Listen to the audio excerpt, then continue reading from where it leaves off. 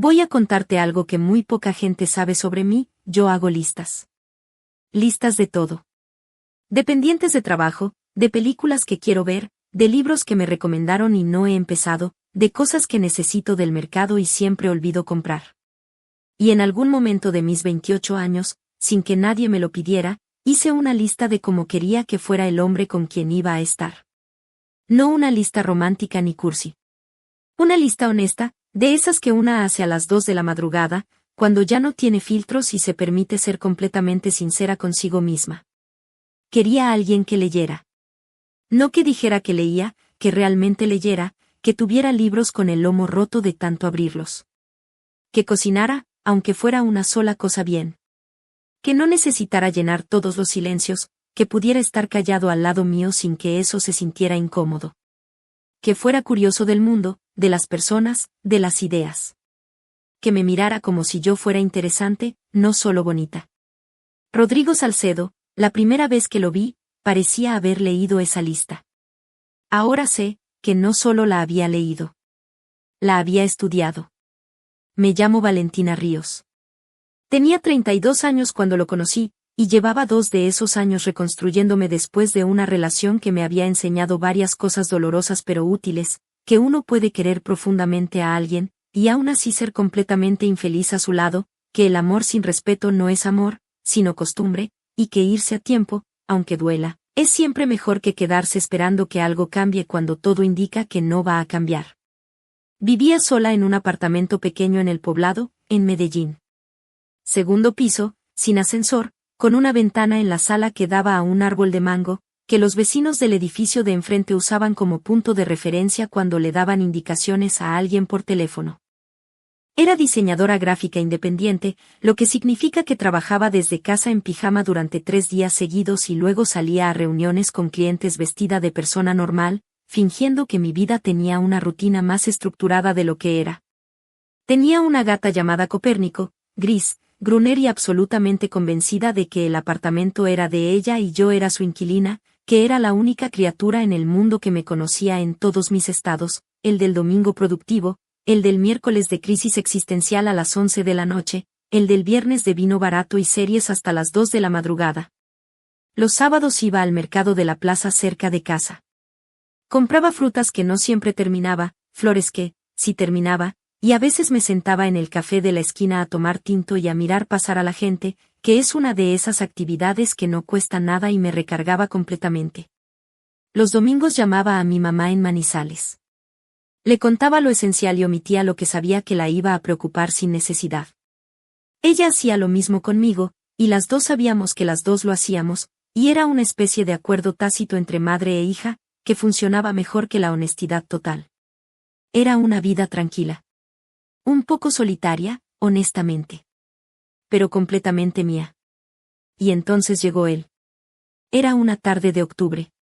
Una de esas lluvias de Medellín que no avisan, que de repente están ahí con toda su intensidad, y no hay paraguas que alcance, porque siempre los paraguas están en casa justo cuando llueve.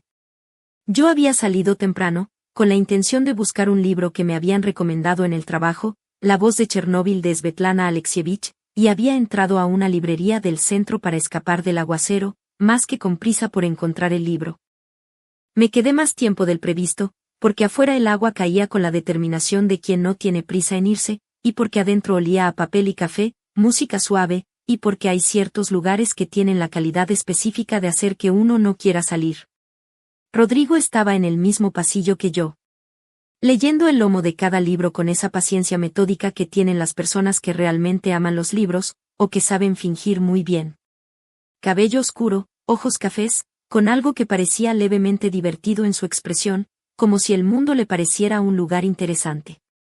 Ropa sencilla, jeans oscuros, camisa azul sin pretensiones. No era el tipo de hombre que uno vería en una película como el protagonista evidente. Era el tipo de hombre que uno vería en la vida real y pensaría, ese parece tener algo que contar. Me pregunto por el libro que yo tenía en la mano. La voz de Chernóbil, dijo, leyendo el título. Excelente elección. Aunque vas a necesitar algo dulce cerca mientras lo lees.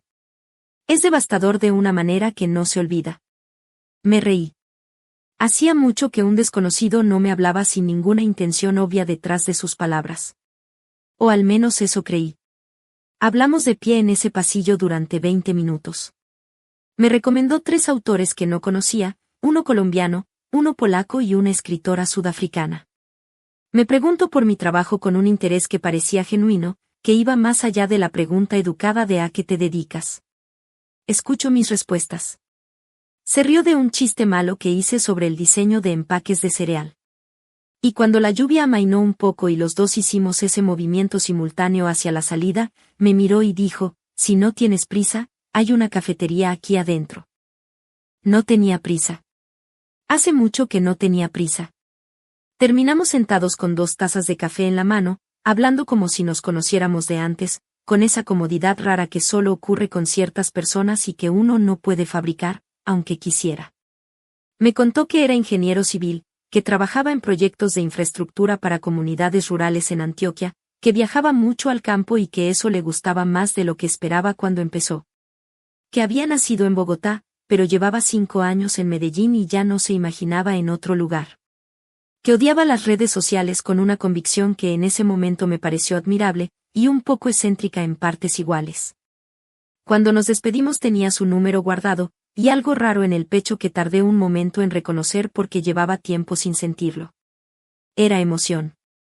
Esa emoción específica del principio de algo que uno no sabe todavía si va a ser bueno o no, pero que se siente vivo. Esa noche, pasada la medianoche, me escribió un mensaje corto, empecé la Alexievich. Ya necesito el algo dulce. Me dormí sonriendo por primera vez en mucho tiempo. Copérnico me miró desde el pie de la cama con su expresión habitual de leve desaprobación. Las semanas siguientes fueron exactamente lo que yo siempre había imaginado que debía ser el inicio de algo real, y no el inicio de algo que parece real. Rodrigo era atento de la manera correcta. No invasiva. No desesperada. No la atención de alguien que tiene miedo de perderte si no está encima tuyo, sino la atención de alguien que está genuinamente interesado. Se acordaba de detalles que yo mencionaba de pasada en una conversación y los usaba semanas después, que me ponía nerviosa hablar por teléfono con personas que no conocía bien, que mi película favorita era una italiana de los 70 que casi nadie había visto, que el olor a pan recién horneado era mi cosa favorita de las mañanas. Un sábado, apareció en mi apartamento con una bolsa de la panadería que quedaba a 3 cuadras de su oficina. Pan de miel recién hecho. No había necesidad. No era una fecha especial. Solo había pasado por ahí y había pensado en mí. Lo miré parado en la puerta de mi apartamento, con esa bolsa en la mano, y me entró una ternura tan inesperada, que tuve que mirar hacia otro lado. En nuestra cuarta cita, me llevó a un restaurante pequeño en Laureles, donde hacían el sancocho más extraordinario que yo había probado en mi vida. No era un lugar elegante. Era un lugar honesto, con manteles de hule y ventiladores de techo y un señor mayor en la caja que conocía a todos los clientes por nombre. Rodrigo lo conocía por nombre. Eso me gustó más de lo que debí permitirme. No me gustan los lugares que se esfuerzan demasiado en impresionar, me dijo mientras servía. Los lugares que saben que son buenos no necesitan convencerte de eso. Pensé que hablaba del restaurante. Una noche de noviembre, cuando llevábamos casi 2 meses viéndonos, nos quedamos hasta tarde en mi apartamento hablando. No recuerdo exactamente cómo llegó la conversación ahí, pero en algún momento le conté que había perdido a mi papá 8 años atrás, en un accidente de tránsito. Le conté lo básico, que había sido contador, que su muerte había sido repentina, que mi mamá y yo habíamos tardado años en encontrar algo parecido a la normalidad después de eso. Rodrigo escuchó sin interrumpir. Cuando terminé, no dijo lo de siempre, no dijo cuánto lo siento, ni qué fuerte, nada de esas frases hechas que uno dice porque no sabe qué decir. Solo me miró un momento y preguntó, ¿cómo era él? Y yo le conté. Le conté de verdad.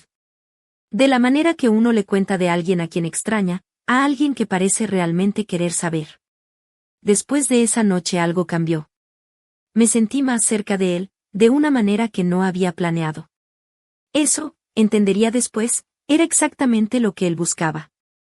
Mi amiga Luciana me dijo una noche de diciembre, mientras compartíamos una botella de vino tinto barato en su balcón y Medellín brillaba debajo de nosotras, vale, hace mucho no te veía así. ¿Cómo así?, le pregunté. Con esa cara. La cara de alguien que está bien de verdad, no fingiendo estar bien. Hace como 2 años que no la veía. Tenía razón. Algo en mí que había permanecido quieto y cerrado durante 2 años largos, comenzaba a abrirse con Rodrigo con una naturalidad que a veces me asustaba.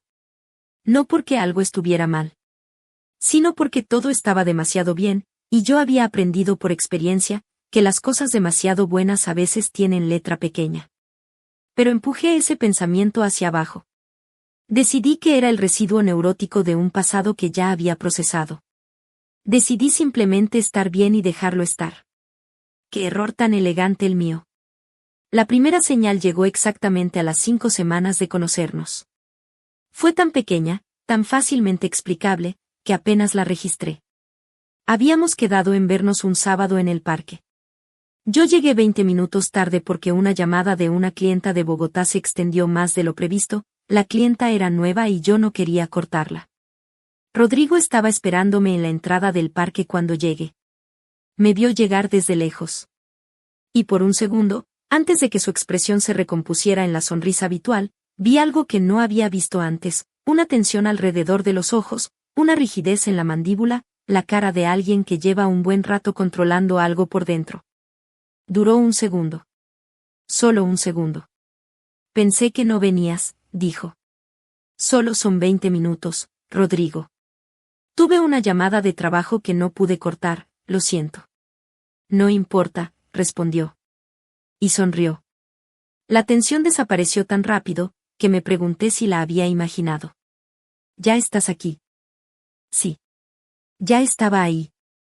Y la tarde fue preciosa, caminamos por el parque, compramos helado de una carreta que venía en sentido contrario, él me hizo reír 2 veces con la misma historia, un proyecto en el Bajo Cauca donde todo había salido al revés de lo planeado, y de alguna manera había terminado mejor que lo planeado. Me tomó de la mano mientras caminábamos. Me besó en la frente cuando nos despedimos frente al taxi. No volví a pensar en esa tensión de un segundo. La archivé en esa carpeta mental donde uno guarda las cosas que no quiere examinar demasiado de cerca. Esa carpeta se fue llenando. Mucho más de lo que yo estaba dispuesta a admitir. A los 2 meses, Rodrigo ya era parte de mi vida cotidiana con una naturalidad que me sorprendía. Conoció a Luciana, que lo recibió con su sonrisa educada de, te estoy evaluando, aunque no lo parezca, y que me dijo después, con su honestidad habitual, me cae bien, pero hay algo que no termino de leer en él. Cenó con mi mamá cuando ella vino de visita desde Manizales, y se ganó su aprobación en menos de 1 hora, porque escuchó pacientemente sus historias sobre el barrio y le preguntó por la receta del ajiaco como si fuera lo más importante que había escuchado en años. Un martes lluvioso apareció en mi apartamento con bolsas del mercado, y cocinó para los 2 sin que yo le hubiera pedido nada, mientras yo trabajaba en un encargo urgente que me tenía pegada a la pantalla desde las 9 de la mañana. Dejo la comida tapada en la estufa con una nota que decía, come. Luego sigues trabajando. Guarde esa nota. La puse en el cajón de mi mesa de noche. Todavía me pregunto si él sabía que yo iba a hacer eso. Si calculaba cada gesto con la precisión de quien conoce bien a su objetivo.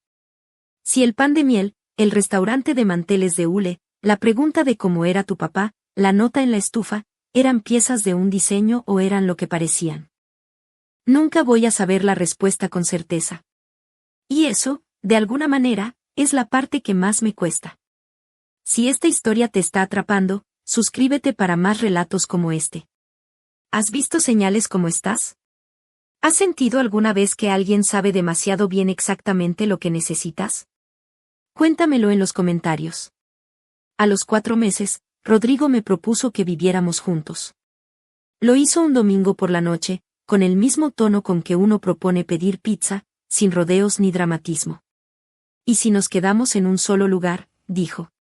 Pasamos más tiempo juntos que separados de todas formas. Yo dudé. No porque no quisiera, sino porque mi instinto de autoprotección, ese que tanto trabajo me había costado construir después de la relación anterior, dijo en voz baja, espera. 4 meses es pronto. Todavía no lo conoces en sus peores días. Todavía no has visto cómo maneja el enojo, la frustración, la decepción. Esas son las pruebas reales. Se lo dije. Con esas palabras, más o menos. Rodrigo me escuchó. Asintió. Dijo que tenía razón, que no había prisa, que lo que teníamos era sólido y podía esperar. No insistió. No se molestó. No hizo ese gesto de quien se siente rechazado y lo muestra para que uno se sienta culpable. Y eso, paradójicamente, fue lo que me convenció. ¿Por qué un hombre que reacciona tan bien a la palabra no, pensé yo, es un hombre seguro? Un hombre maduro. Un hombre que no necesita controlarte para sentirse bien. Qué equivocada estaba sobre lo que significaba el control. Conservé mi apartamento, pero empecé a pasar casi todas las noches en el suyo, un piso amplio en Envigado, con una biblioteca de libros reales, todos leídos, ninguno decorativo, y una cocina que él usaba con la seriedad de quien considera cocinar un acto de cuidado hacia los demás. Todo parecía encajar. Hasta que empezó a no encajar. El control de Rodrigo no llegó de golpe. No llegó con gritos, ni con portazos, ni con nada que yo hubiera reconocido fácilmente como una señal de alarma, porque yo había aprendido a reconocer ese tipo de control, el ruidoso, el obvio. El suyo era diferente. Era silencioso. Era paciente. Era tan gradual que cuando finalmente lo vi completo, ya llevaba meses dentro de él, sin haberlo notado entrar. Empezó con las preguntas.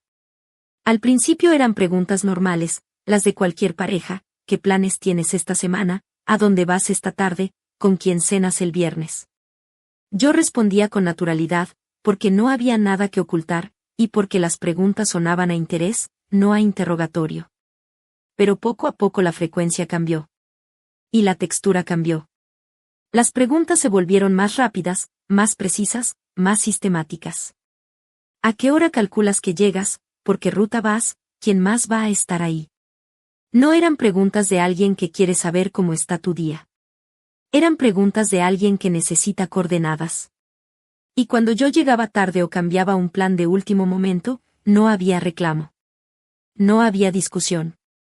Había algo peor, había silencio.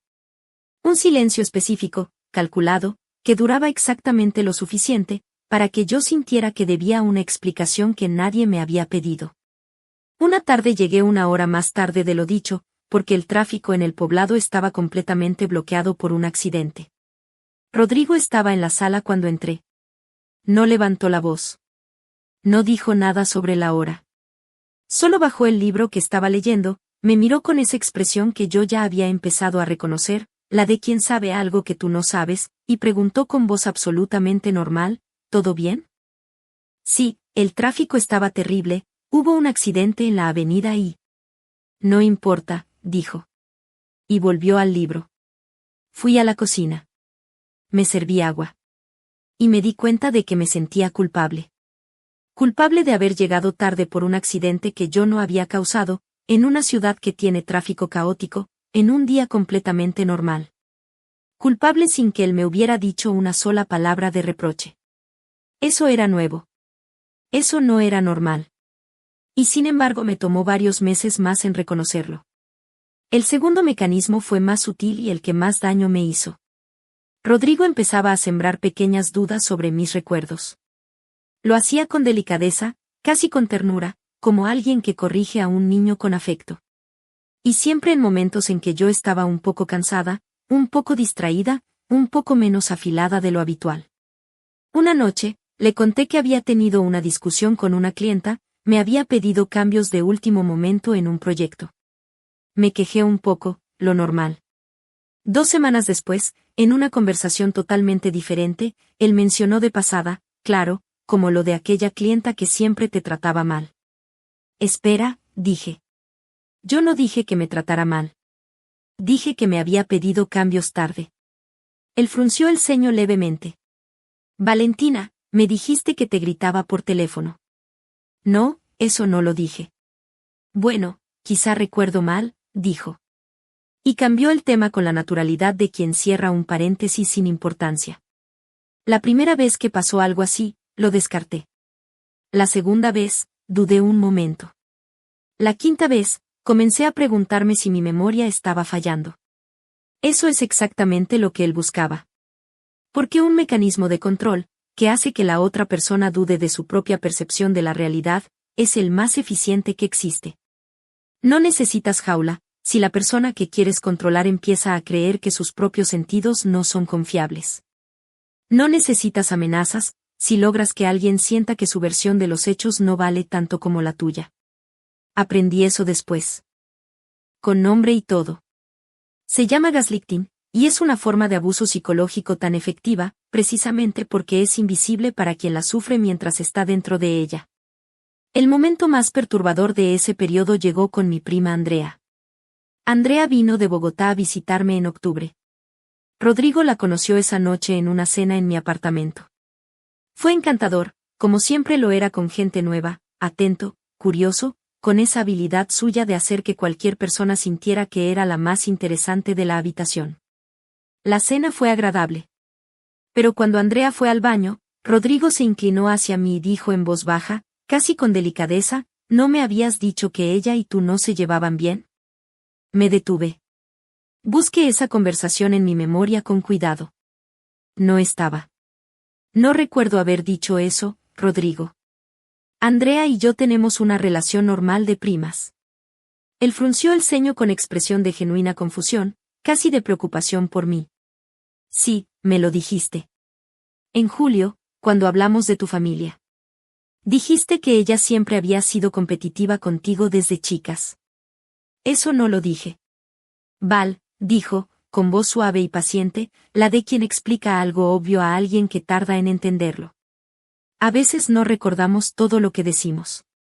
Especialmente cuando estamos cansadas o estresadas. No pasa nada. Llegó Andrea del baño y la conversación se disolvió como si no hubiera pasado. Pero yo me quedé con esa sensación concreta e incorrectamente, buscando en mi memoria una conversación de julio que no encontraba por ninguna parte. Esa fue la noche en que por primera vez pensé, algo aquí no está bien. No yo. Él. Pero todavía me faltaba mucho para entender qué tan profundo llegaba ese no está bien. El tercer mecanismo fue el aislamiento. Y fue el más lento de todos. No me dijo nunca que no viera a Luciana. No me prohibió nada. Pero empezó a hacer comentarios pequeños, casuales, que con el tiempo fui absorbiendo sin darme cuenta. Un día, después de que yo había pasado la tarde con Luciana, me dijo, te noto diferente cuando llegas de verla. Como más ansiosa.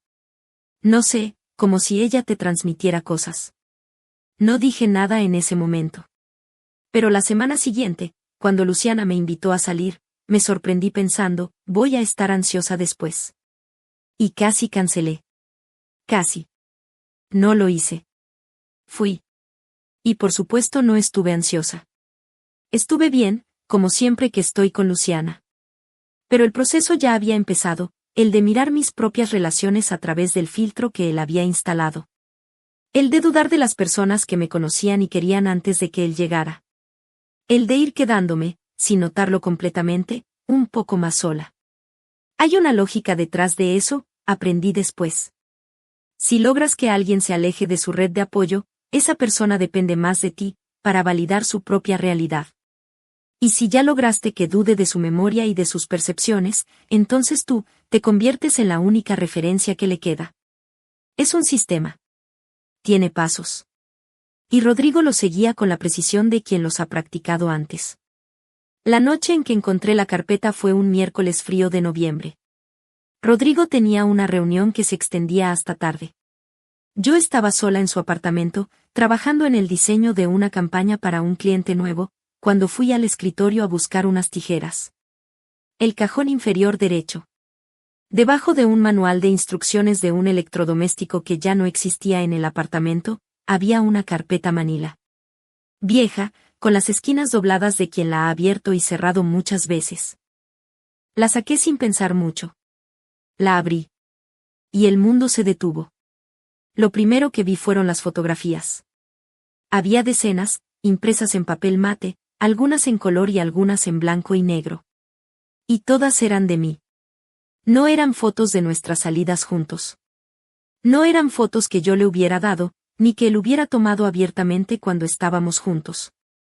Eran fotos tomadas desde lejos, con teleobjetivo, en lugares donde yo jamás había notado que me fotografiaban. Yo, entrando a mi antigua oficina en el centro, con café en la mano y el bolso cruzado.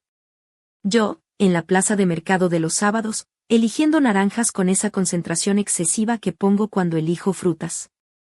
Yo, caminando hacia la casa de Luciana con una botella de vino en una bolsa. Yo, sentada sola en el café de la esquina de mi barrio, mirando pasar a la gente, en uno de mis sábados de tinto y observación. Algunas tenían fechas escritas a mano en el reverso, con letra apretada y precisa. Las más antiguas eran de hace 10 meses. 10 meses antes de la tarde de lluvia en la librería donde un hombre me había preguntado por un libro, y yo había creído que era el azar. Me senté en el suelo porque las piernas dejaron de funcionar. Respiré. Esperé a que el corazón dejara de galopar lo suficiente para poder seguir mirando. Debajo de las fotos había un archivo de recortes de periódico y documentos impresos. Los recortes eran artículos de distintas fuentes, El Tiempo, El Espectador, un par de portales regionales. Todos sobre la misma persona o sobre eventos relacionados con ella. Todos sobre mi padre. Sobre Germán Ríos, contador de profesión, fallecido hace 8 años en un accidente de tránsito en la vía entre Bogotá y Villeta. Había recortes sobre el accidente. Había recortes sobre la empresa donde había trabajado, Constructora Salcedo e Hijos, una firma de obra pública con contratos en varios departamentos. Había un recorte sobre una investigación por irregularidades en contratos que nunca había llegado a ningún lado, y que yo no recordaba haber leído en su momento. Había impresiones de páginas de registros públicos con nombres de socios, accionistas y representantes legales. Y había algo más.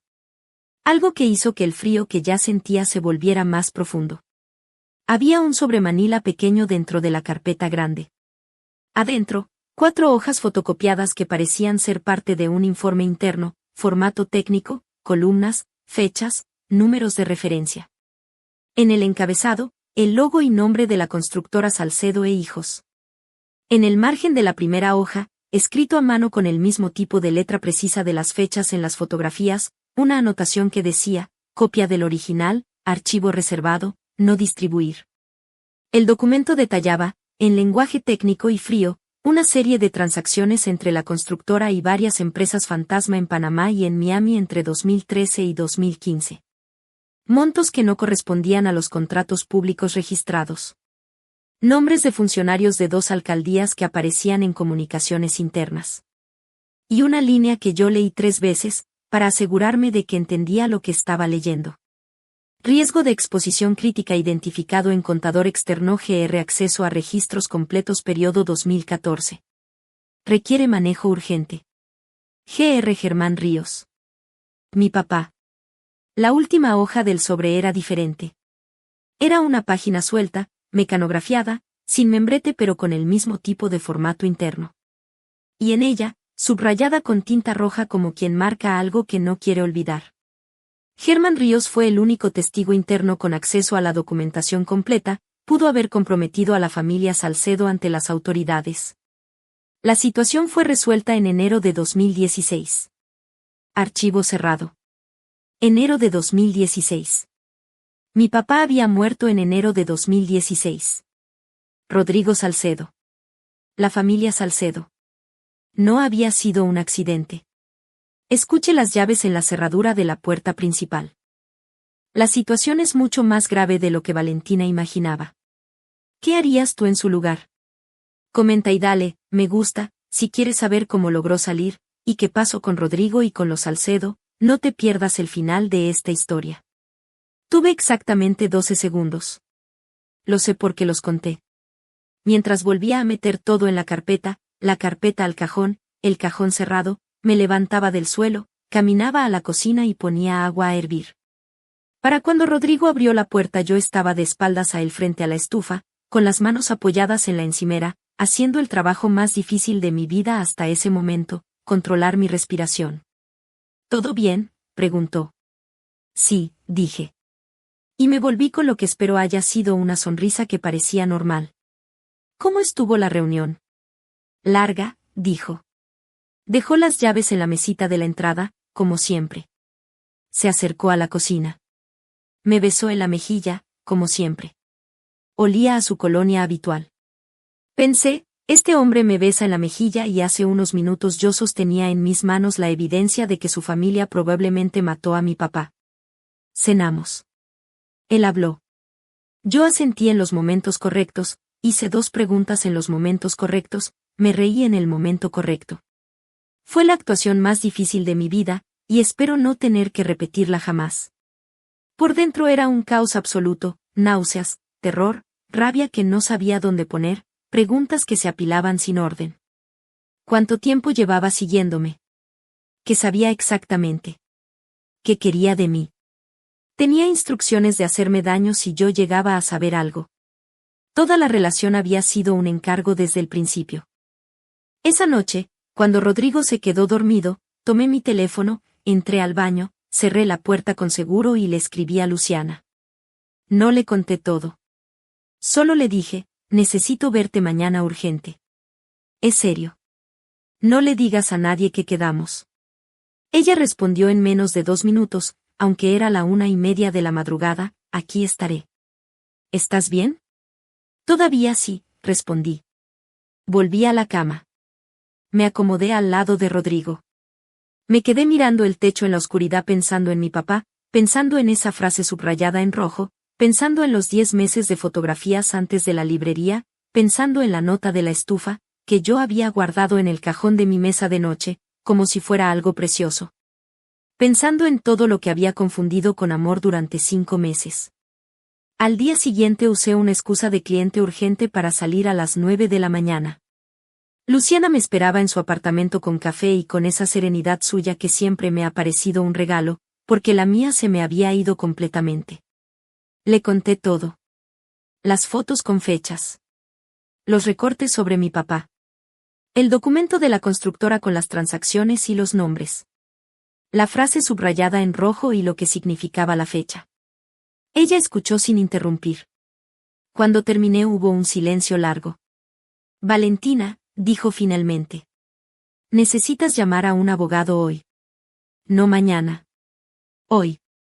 Todavía no sé si estoy interpretando bien. No. Me miro directo a los ojos.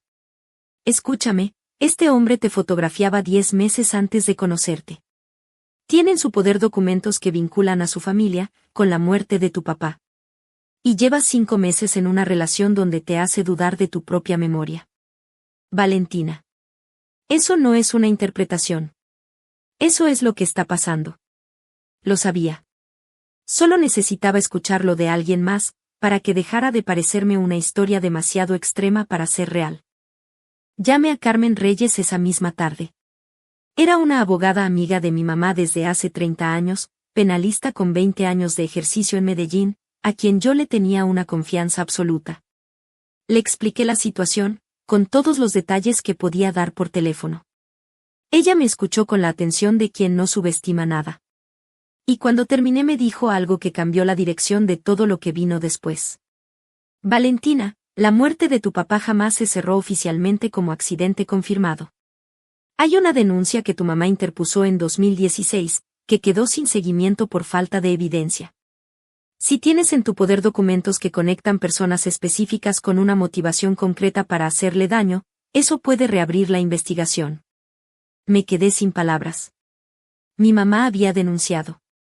Mi mamá, que nunca me había dicho nada porque no quería que yo creciera cargando ese peso, había ido sola a la fiscalía en 2016 y había presentado una denuncia que no fue a ningún lado por falta de pruebas. Las pruebas estaban en el cajón inferior derecho del escritorio de Rodrigo Salcedo.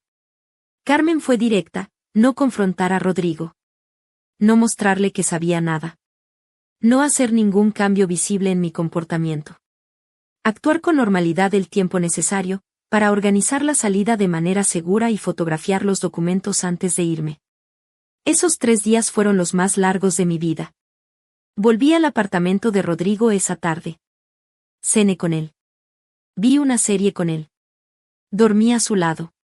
Y cada momento era una actuación que me costaba más de lo que quiero recordar, porque una parte de mí seguía viendo al hombre del pan de miel, al de los libros con el lomo roto, al de la nota en la estufa, al del restaurante de manteles de hule. Y tenía que recordarme constantemente que ese hombre había sido diseñado y construido para que yo lo amara. Que cada gesto, cada detalle recordado, cada momento de ternura perfectamente calibrada había tenido un propósito que no era el amor. El primer día saqué discretamente, con cualquier excusa, las cosas más importantes de mi apartamento al de Luciana, documentos personales, el disco duro externo con mi trabajo, algunas cosas que no podía reemplazar. Lo hice en 2 viajes, a distintas horas, sin que Rodrigo notara patrón alguno, porque él siempre salía temprano y llegaba tarde. El segundo día, mientras él estaba en una visita de obra en las afueras de la ciudad, entré al apartamento, fui directo al cajón, saqué la carpeta y fotografié cada hoja con la cámara de mi teléfono. Cada fotografía de vigilancia. Cada recorte. Cada página del informe. La hoja con la frase subrayada en rojo. Envié todas las fotos inmediatamente a Carmen y a una cuenta de correo que había creado esa mañana con una contraseña que solo yo sabía. Luego volví a poner todo exactamente como estaba. El tercer día esperé a que Rodrigo saliera. Cuando la puerta se cerró detrás de él, caminé por el apartamento una última vez. Miré la biblioteca. La cocina. La mesa donde habíamos cenado tantas noches. Miré el escritorio. Tomé mi bolso con las cosas que quedaban. Salí. Cerré la puerta. No volví. Rodrigo llamó 23 veces el primer día. Los mensajes empezaron siendo de confusión aparentemente genuina, después de urgencia, después de algo que ya no intentaba disfrazarse de afecto. No respondí ninguno. Siguiendo las instrucciones de Carmen, bloqueé su número después del 10º mensaje. Carmen presentó ante la fiscalía las fotografías de los documentos junto con la denuncia renovada de mi mamá, ahora con nueva evidencia concreta. El proceso jurídico no fue rápido, estas cosas nunca lo son, y yo había aprendido a no esperar velocidad del sistema. Pero se movió. Se asignó fiscal. Se inició investigación formal a la constructora Salcedo e Hijos y a las personas mencionadas en la documentación. 4 meses después de que salí de ese apartamento, Rodrigo Salcedo fue citado formalmente por la fiscalía. Y entonces llegó la parte que yo no había terminado de entender, la verdad completa sobre por qué él se había acercado a mí. Lo que salió a la luz durante la investigación fue esto. Rodrigo no era el autor intelectual de nada. Era, en el lenguaje de quienes estudiaron el caso, un operativo de contención. Un hombre que trabajaba para la familia Salcedo no como socio sino como recurso, como herramienta. Su función específica dentro de la organización era monitorear situaciones que pudieran representar riesgo de exposición legal para la familia. Yo era una situación de riesgo. Cuando mi mamá había presentado la denuncia en 2016, la familia Salcedo la había tomado en serio, aunque jurídicamente no hubiera ido a ningún lado. Habían encargado una evaluación de riesgo, que sabía la viuda, que sabía la hija, había alguien que pudiera conectar los puntos si aparecía nueva evidencia, o si alguien empezaba a hacer preguntas. Mi mamá era mayor, vivía en otro departamento, había retirado la denuncia por falta de seguimiento. Pero yo era diseñadora gráfica en Medellín, joven, con contactos en medios, con acceso potencial a periodistas o abogados si algún día decidía retomar el caso. Rodrigo había sido enviado a mantenerme cerca. A saber, ¿qué sabía yo? A evaluar si representaba un riesgo real o potencial. A crear una relación de dependencia emocional que hiciera que yo, en caso de descubrir algo, tuviera razones personales para no actuar. Hay un dicho popular que dice, ten a tus amigos cerca, y a tus enemigos aún más cerca. Los Salcedo lo practicaban como estrategia de negocios. Rodrigo era el peón que se sacrificaba por el rey. Y para la familia Salcedo, si las cosas salían mal, sacrificar a Rodrigo era un precio insignificante que pagar. Él era prescindible. Yo era el riesgo que había que monitorear y, si era necesario, neutralizar. Cuando lo entendí completamente, tuve que sentarme. No de horror. De una especie de claridad fría y nauseabunda que es peor que el horror porque no se va con rapidez. 5 meses. 5 meses de una relación construida ladrillo a ladrillo para que yo no pudiera irme. El pan de miel. La nota en la estufa. La pregunta de cómo era tu papá. Todo diseñado. Todo calculado. No por amor ni por obsesión personal. por protocolo. Rodrigo me mandó un último mensaje antes de que su número fuera bloqueado por orden del proceso. Llegamos a estar ahí por caminos distintos, el mío por Carmen y el juzgado, el suyo por sus propios abogados que ya estaban negociando. El mensaje decía: podría haber sido real, Valentina. Lo leí una sola vez. Lo borré. Y me fui a cenar con Luciana y con Andrea, que había bajado de Bogotá, porque así son las personas que te quieren de verdad, aparecen aunque no sea conveniente. No quiero saber si para él podría haber sido real. No me importa saberlo. Lo que sé es que no fue real. Y eso es lo único que necesito saber. Mi mamá vino a quedarse conmigo el mes siguiente. Una tarde nos sentamos en el balcón de mi apartamento con café, viendo oscurecer Medellín, y ella me habló de mi papá de una manera en que no lo había hecho en 8 años. Me contó que él sabía que la situación en la constructora era peligrosa.